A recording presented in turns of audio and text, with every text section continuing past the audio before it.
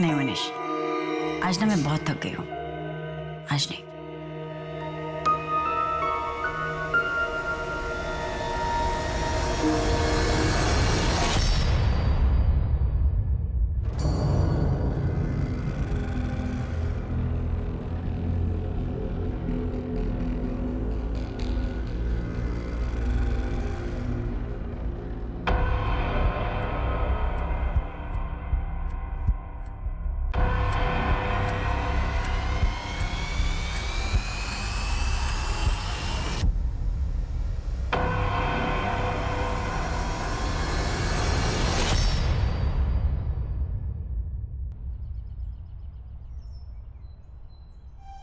सुरभि, हाँ मैं निकल रहा हूँ। ओके। 1 घंटे पहले पाषाण में दिखी थी, इसके बाद से ट्रेस नहीं हुई।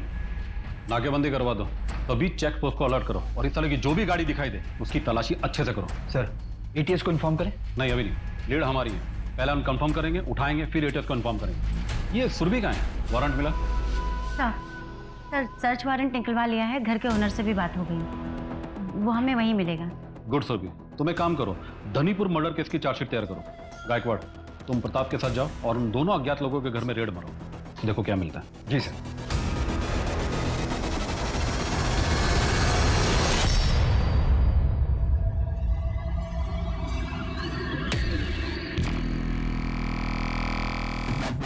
अभी कौन, हम कहाँ जाएंगे? अल्लाह के खातिर रहम करिए। ये ना तुझे लड़की पैदा करने से पहले सोचना चाहिए था। अब उठाओ अपना बैग और निकल जाओ यहाँ से, और दोबारा ना अपनी शक्ल मत दिखाना मुझे। रुक जाइए। हम कहाँ जाएंगे? सर, एक्सीडेंट वाली कार में जो मोबाइल मिला था, टेक्निकल टीम को थोड़ा और टाइम चाहिए उसे ओपन करने के लिए। आरटीओ से कार ओनर की डिटेल्स मंगवा ली। ठीक है, तुम उसके घर जाओ और उसके रिश्तेदारों के बारे में पता लगाओ। सर, कंट्रोल रूम से इन्फॉर्मेशन आई है, हिंजेवाड़ी में एक वाइट विटा वैन लावारिस खड़ी है। एक राहगीर ने कार के अंदर झांक कर देखा तो उसे कुछ सस्पिशियस दिखा। ठीक है, चलो। सर, मैं भी चलूं? नहीं, तुम एक्सीडेंट वाले विक्टिम के रिश्तेदारों को पता लगाओ। गायकवाड़ हमारे साथ आएगा।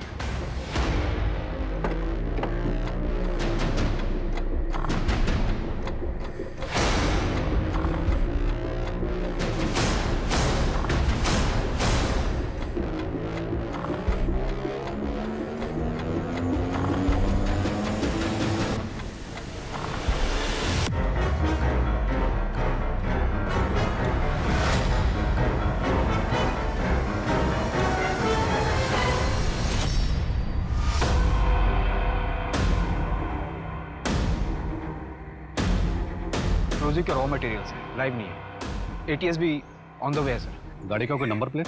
फेक है सर। बॉम्ब स्क्वाड वाले अपना काम कर ले, उसके बाद फॉरेंसिक टीम फिंगरप्रिंट्स और डीएनए के सैंपल कलेक्ट करेगी। इतना एक्सप्लोजिव कोई यहाँ क्यों छोड़ेगा? शायद खौफ पैदा करने के लिए। नहीं, खौफ पैदा करने के लिए कोई इतना एक्सप्लोजिव साथ लेकर नहीं चलेगा। तो फिर आप कहना चाहते हैं कि कुछ बड़ा प्लान? हाँ नहीं, शायद अभी भी है। इस शहर पर बहुत बड़ा खतरा मंडरा रहा है और हम सब बारूद पर बैठे हैं। इससे पहले कि कोई चिंगारी शहर को खाक कर दे, हमें इसकी तह तक जाना होगा। लेकिन सर, पूरे शहर में ढूंढेंगे कैसे? इस गाड़ी का फर्स्ट पॉइंट हमें लक्ष्मण ने बताया। लास्ट पॉइंट ये है, हमें पता लगाना कि दोनों पॉइंट के बीच में गाड़ी कहाँ कहाँ गई थी। एक काम करो, इस शहर के सारे सीसीटीवी खंगाल डालो। जी सर।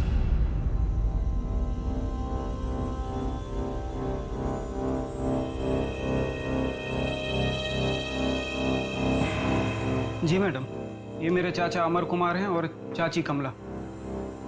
ये लोग बुआ के यहाँ गए थे, उनकी तबीयत खराब थी तो उन्हें देखने गए थे, लेकिन रात को नहीं लौटे तो हम लोगों ने सोचा शायद वहीं रुक गए होंगे। मगर ये कैसे हो गया मैडम? हिट एंड रन का केस लग रहा है। आप फिलहाल पेपर वर्क पूरा करके बच्चों की कस्टडी ले लीजिए। कौन से बच्चे? आपके चाचा चाची के बच्चे। वही का? वो तो अपनी नानी के घर है। कौन है? मैं इनको नहीं जानता मैडम, मैंने इन्हें पहली बार देखा, पता नहीं कौन है।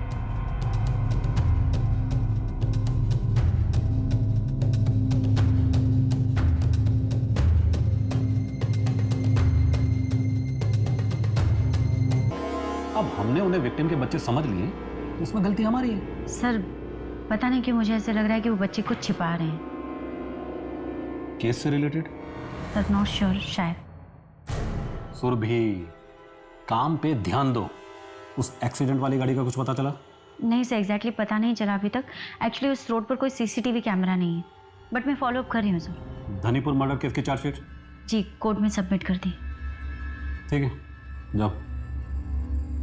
सर, वो इंटरस्टेट अलर्ट जारी करवा दो बच्चों के लिए। ठीक है, बट डोंट वेस्ट टाइम, और सबसे पहले उस गाड़ी का पता करो। जी, थैंक यू सर। लौट के आता है तो देखता है उसके बीवी बच्चे दोनों मरे हुए हैं। ब्रूटल स्टैबिंग, घर का सामान भी चोरी था, कुछ बच्चियों का गैंग था, और शायद वो बच्चियां अभी तक पकड़ी नहीं गई हैं। बेटा, हो गया घूमना फिरना? चलो अब जल्दी से घर जाओ और होमवर्क कंप्लीट करो। मम्मा जल्दी आएगी। Okay, bye, love you. अच्छा, वो पुष्पा आंटी को फोन दो। हाँ, जूही को खाना खिला देना, और जब तक मैं ना हो ना घर पे ही रहना। ठीक है। हाँ चलो लड़कियों। ये सीसीटीवी वाली लड़की गणेश नगर पुलिस स्टेशन में वांटेड है मर्डर केस में। तकरीबन 7 महीने पहले हुआ था।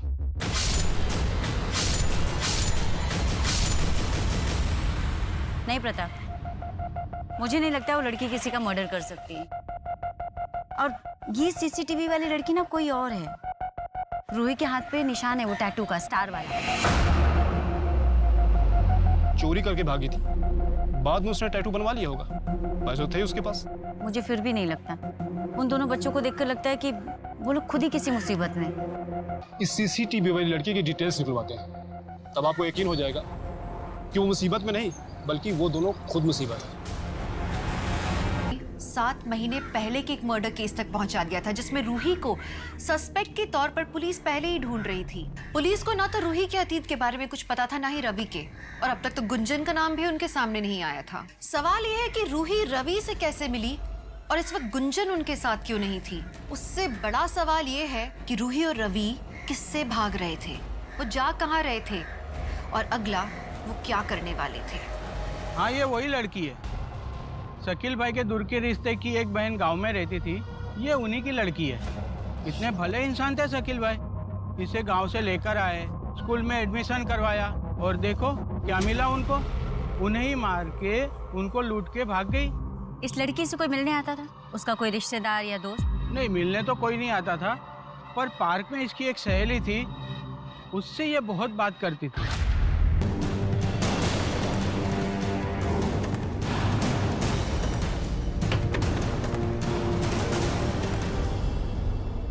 जी, अब पुलिस के चक्करों में कौन पड़े मैडम। ना तो उसने हमें कोई नुकसान पहुंचाया था और ना कोई चोरी की थी। अब भाग गई तो भाग गई। उसका घर कहाँ है? अब हमें क्या पता, हमें तो एक प्लेसमेंट एजेंसी से मिली थी। पर वो आपके घर में काम करती थी? क्या क्या काम करती थी? सिर्फ साफ सफाई और मेरे बेटे रोहित की देखभाल। गुंजन नाबालिग थी। हाँ मैम, पर मैं उसका अपनी बेटी की तरह ख्याल रखती थी। कपड़ा, खाना पीना सब देती थी। जो मेरा बेटा रोहित खाता था वो वही खाती थी। पर आपका बेटा पढ़ाई लिखाई भी करता है, गुंजन का भी तो वो हक बनता था। आप इनको ट्रैक किया, वो ऑलमोस्ट पूरे शहर में घूमी।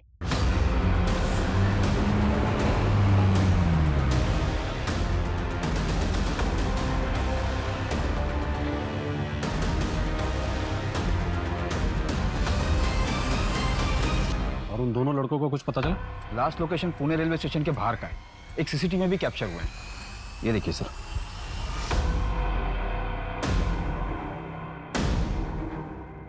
पूरे चांसेस है ये लोग शहर से बाहर निकल गए, लेकिन गाड़ी छोड़कर क्यों गए? एक काम करो गायकवाड़, ये इंटर स्टेट अलर्ट जारी करवा दो और ये फोटो महाराष्ट्र के सभी पुलिस स्टेशन में भिजवा दो। जी सर। 2 साल से मेरी आंखें गुंजन को तलाश रही है। स्कूल में किसी लड़की से हाथापाई हो गई थी, जिसमें उस लड़के को फ्रैक्चर हो गया। शायद इसी डर से गुंजन लौटी ही नहीं वापस। हमने गुंजन को ढूंढने की बहुत कोशिश की, मगर कहीं नहीं मिली। आप मेरी गुंजन को ढूंढ दीजिए। देखिए, हम पूरी कोशिश कर रहे हैं। अगर गुंजन यहाँ आती है तो आप मुझे इस नंबर पे कॉल करिएगा। आती ये रूही हमें मिल जाएगी फिर। पर मैडम, इन्हें ढूंढ पाना बहुत मुश्किल है, और मैंने इस रूही के बारे में पता करने की बहुत कोशिश की, पर कुछ हाथ नहीं लगा। एंटीवायरस डलवाओ और काम पर लग जाओ। मुझे ये बच्चे चाहिए, वो भी जल्द से जल्द।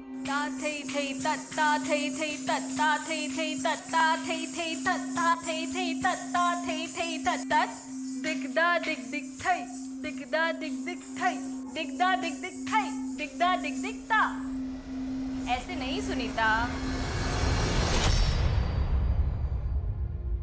हमारे यहाँ बॉलीवुड और क्लासिकल दोनों सिखाए जाते हैं, और अगर किसी स्टूडेंट को ज़रूरत हो तो ऊपर हमारे यहाँ रहने की सुविधा भी है।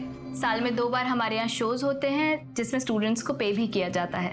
फीस कितनी लेंगे? 3000 रुपीज़ पर मंथ, और अगर लॉजिंग भी चाहिए तो 1000 रुपये एक्स्ट्रा। ठीक है, तो आप जब तक ये फॉर्म भर दीजिए, तब तक मैं आपकी बेटी का टेस्ट ले लेती हूँ। चलो बेटा।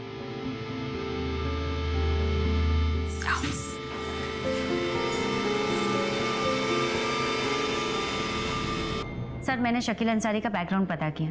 उसकी ऐसी कोई बहन थी नहीं जो गांव में रहती है और उसकी बेटी उसके पास रहती है। तो फिर ये रूही उसकी कौन थी? सर, ये इलीगल इमिग्रेंट्स हो सकते हैं। ऐसे कई सारे गैंग्स एक्टिव हैं। पहले लोगों को फंसाकर लूटते हैं, फिर उनका मर्डर करके भाग जाते हैं। मैंने एक केस पढ़ा था, बिहार का था शायद। उसमें भी एक बच्ची ऐसे एक आदमी को रास्ते पे मिलती है। वो उसे अपने घर ले जाता है, उसकी बीवी उसे खाना खिलाती है। फिर वो आदमी पुलिस स्टेशन चला जाता है कंप्लेन कराने के लिए। लौट के आता है तो देखता है उसके बीवी बच्चे दोनों मरे हुए हैं। मुझे लगता है हमें हमारे सर्च का दायरा बढ़ाना चाहिए। प्रताप, जितने भी हिस्ट्री शीटर, बैगिंग रैकेट और लोकल गैंग के मेंबर्स हैं, उन सबको खंगालो। बच्चे हमारे हाथ से आकर निकल गए, और इस केस की डिटेल्स क्राइम ब्रांच को भी शेयर करो। ओके।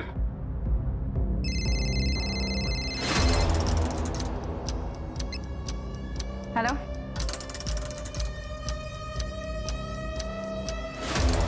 लक्ष्मण, मेरे को ये केस जल्दी से जल्दी सॉल्व करना है, नहीं तो ये केस ना मेरे हाथ से निकल जाएगा। उसका टेंशन मतलब। भाभी, कब तक आप ऐसे रोती रहोगी? मुझे ऐसे छोड़ के कहाँ चला गया मेरा रवि? बहुत वक्त बीत चुका है, आप इस घर से कहीं और चले जाइए। इस घर में रवि की यादें हैं जो आपको भूलने नहीं देती। मैं कहीं भी चली जाऊं, मेरे साथ तो मेरे रवि की यादें आएगी ना। एक ना एक दिन मेरा रवि जरूर वापस आएगा। तुम गुंजन से कब छुटकारा दिलाओगे? वादा याद है ना अपना? बहुत जल्द, और फिर हम हमेशा साथ रहने लगेंगे। आ जाएगा बंसी, अब जाओ अभी यहाँ से। अरे छोड़ो बंसी भैया को, मैं बोल दूंगा कि मैं भाभी के हाथों की चाय पीने आया था। बंसी आ जाएगा।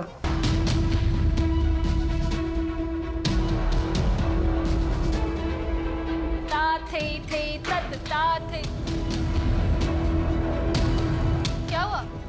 अरे क्या ढूंढ रहे हैं आप लोग? ये डांस स्टूडियो है।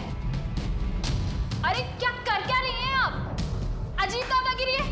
पैसे नहीं खिलाओ तो आम आदमी को परेशान करोगे क्या? छोड़िए।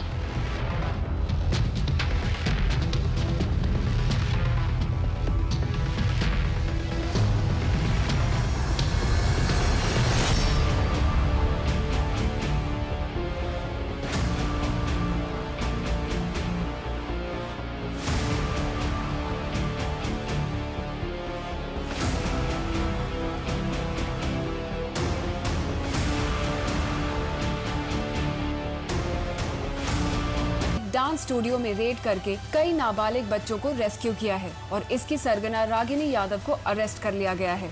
वहीं दूसरी तरफ पुणे पुलिस की एक मुठभेड़ में 2 आतंकवादी मारे गए। बताया जा रहा है कि ये वही 2 लोग थे जिन्होंने एक्सप्लोसिव से भरी कार बीच सोसाइटी में छोड़ी थी, जिससे शहर दहशत में था।